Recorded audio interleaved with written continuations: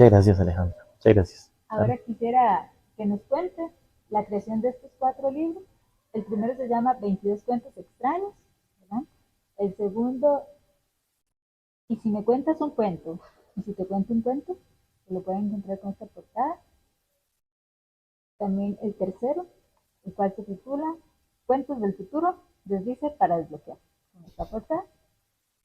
Y un cuarto libro que se llama, ya lo conocemos, el de Cuentos sin paralelo ni meridiano. Entonces, cuéntenos, ¿cómo ha sido la elaboración de estos libros? ¿Hay algunos en proceso? ¿Qué lo motivó a hacerlo? ¿Cuáles han sido tal vez las condiciones que han favorecido que pueda ya tocarse en mi ombligo a todo color? Exactamente, Alejandra. Bueno, muchas gracias. Básicamente la secuencia es esta. Estos 2 del año 2016, que como en algún momento creo que nos habíamos reunido y te había indicado que fue 22 años que se tardó para nacer, pero ya después del primer nacimiento ya como que se vuelve un poquito más fácil, sobre todo por el tema de buscar la editorial, buscar la persona que pues te lo va a revisar, etcétera.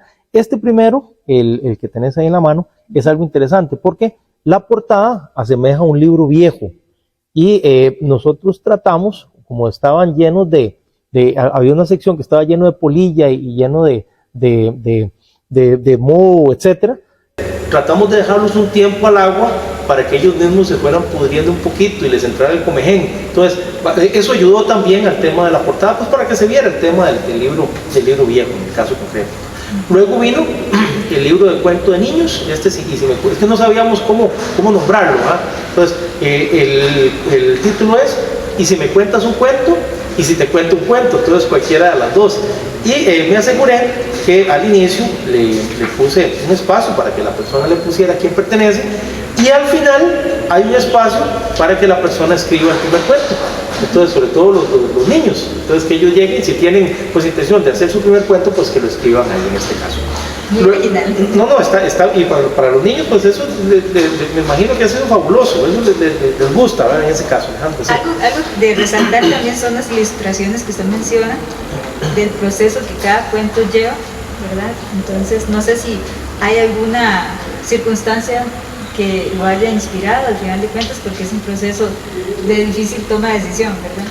Claro, en el caso, como te digo, para mí el fuerte de un cuento es la ilustración, ¿verdad? Porque eso es lo que de alguna manera nos lleva a nosotros a la magia. Por ejemplo, en aquel lugar atendió un mago. Entonces, lo primero que uno hace es que observa al mago, entonces ya te traslada inmediatamente el cuento, ya te da toda la materia prima, la plataforma, para efectos de que ya puedas iniciar, que ya te llevas esa idea de cómo es que yo me estoy imaginando en el caso del cuento, en este caso de los caballitos, ¿verdad?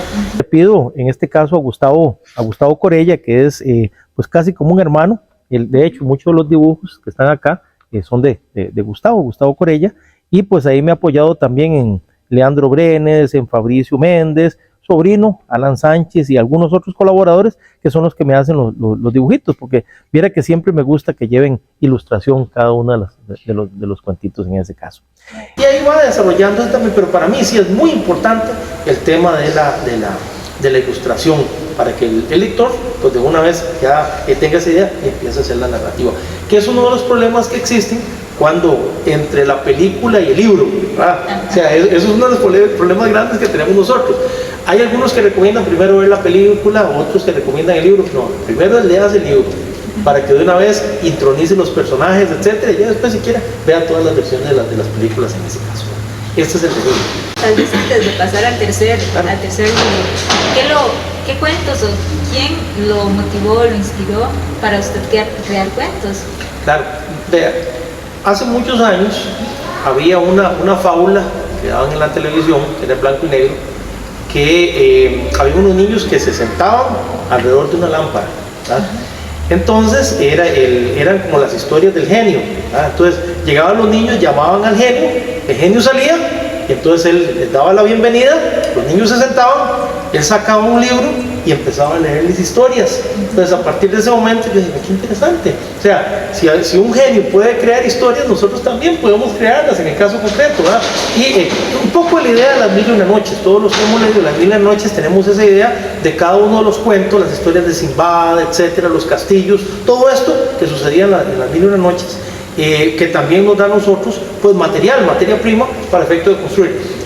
Cada vez que uno lee un libro se le viene una idea adicional, ¿verdad? No es un tema de plagio, bueno, pero tal vez algunas ideas para efectos de ese constructo que uno tiene para más adelante, creo que tenemos derecho también a tomar algunas ideas anteriores para crear nuestras propias historias, en el caso que usted está manejando. Entonces, de ahí es donde viene el tema de las ilustraciones. Entonces, usted veía esa fábula o esa caricatura y eso lo incluyó. Y en términos de, tal vez de la parte más oral, de las tradiciones o algo así, que a través de la familia, la comunidad. No sí, sé si claro. Sobre todo el tema de las anécdotas. Escuchar anécdotas, escuchar momentos, escuchar circunstancias, eso también le ayuda a uno mucho para efecto de escribir. De hecho, en el momento que uno se le viene una buena idea, cuando se me viene alguna idea, de una vez la anoto, inmediatamente. Y yo sé que queda ahí, puede quedar 5 años y a los 5 años hago el cuento. Ahí queda que distinta, ¿verdad? El problema es, ahora con estos aparatos es muy fácil porque ahí tienen, el problema es cuando hay que estar cambiando de aparato, etcétera, todo eso. Es como las fotografías ahora. Antes había un álbum en la casa, ahora ya no hay álbumes en la casa. Entonces es lo que puedas mantener en el aparatito, y si se pierde el aparatito, ¿verdad? En la nube, pero bueno, ahí estamos, ¿verdad? En ese caso. Hablando de los años, entonces ahora sí continuamos con el tercer libro. Okay. El tercer libro es Cuentos del Futuro, ¿verdad? Básicamente, ¿cuál es la idea? Ahí ya se empezaron a recopilar una serie de cuentos, de narrativas un poco más maduras, hablemoslo de esa manera, y pues esto ya es para efectos de un lector mayor de 18 años. No significa, por ejemplo, que en este caso pues es de niños, no significa que eso no lo pueda leer cualquier persona, pero tal vez es que no le pueda agradar a cualquier persona. Entonces la idea aquí ya es una recopilación un poco más madura de cuentos. De hecho, ahora que usted me decía el tema de las anécdotas, uno de los cuentos se llama Galileo, Júpiter, Juno y Lego, porque hay una sonda espacial que mandó unas figuritas de Lego al espacio, ¿verdad?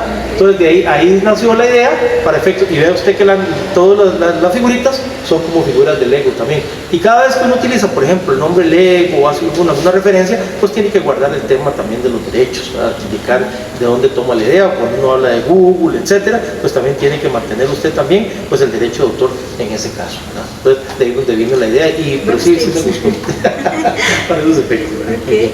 Y este último que tenemos acá. Cuentos y paralelos y meridianos. Esto se dio a raíz de una visita. Yo voy con mi compañera de viaje, se llama mi mamá.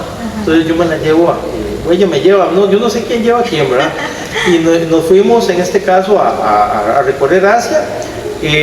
Uno de los lugares más maravillosos que yo he visto es Vietnam. Ese lugar es increíble, ¿verdad?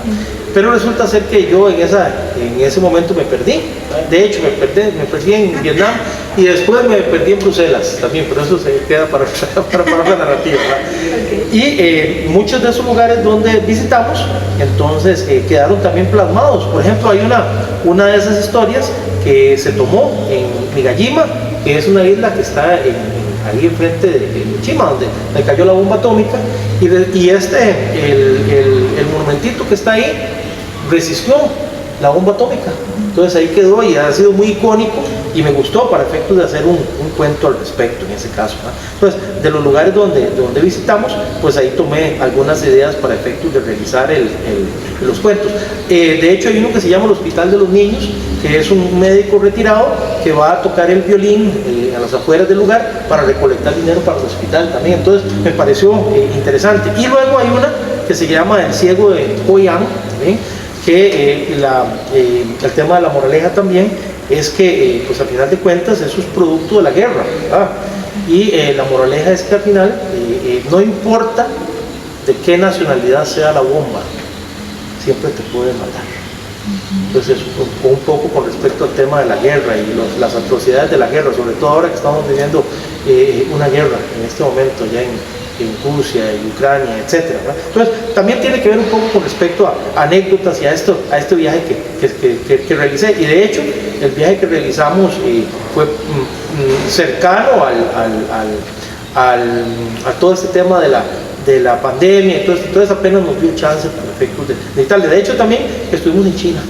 también ahí recorriendo, y hay un cuentito también que después lo podemos narrar con respecto al tema de subir los escalones de la muralla china también, que es interesante. Entonces, por ahí es donde viene la idea, Alejandra. O sea, como recapitulando el proceso, desde ver la caricatura del genio que les contaba en una rueda a los niños y las niñas, pues cuentos, el tema de producir entonces y abrir el espacio para que otras personas también sigan construyendo cuentos, luego llevarlo ya a una faceta de temas un poco más profundos y menos tal vez de ese lenguaje infantil, aunque sea de todo público, y también, por lo que le logro entender, de parte de los viajes ha tomado inspiración para crear sus cuentos. De hecho, yo los libros no los vendo, yo los regalo.